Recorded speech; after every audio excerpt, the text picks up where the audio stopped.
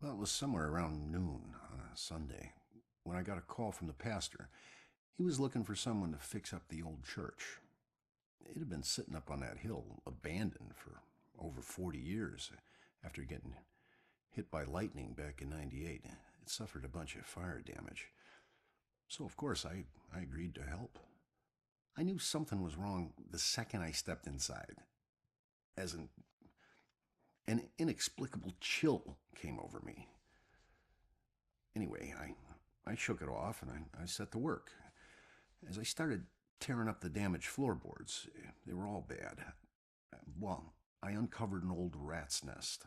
It seemed like any of the others I'd seen over my 22 years in the construction business, until I saw the scraps of human hair and bones that the rats had used to make it. Well, suddenly I heard the floorboards on the second floor creaking above me and the sounds of a young girl weeping.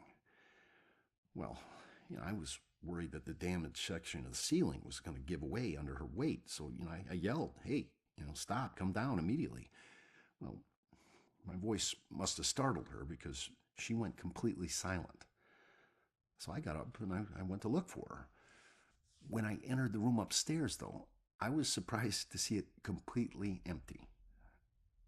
It only took me, a minute to make my way up there, and I would have heard her run off if she did. But that's when I heard the weeping again. Only this time it was coming from the bell tower. So I climbed up the long, treacherous, curving stairs at the top, and I noticed what I thought was dried blood dotting the way.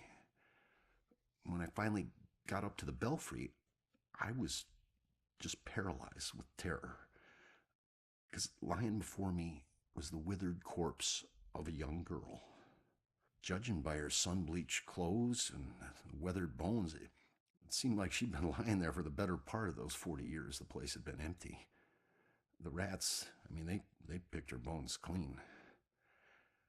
I, I took off running. I didn't stop until I got all the way to town. The ravages of time made it impossible for the authorities to get any identity on this girl. It seems Salem will never know who killed her. Some people still claim to hear her weeping there. As for myself, I never went back.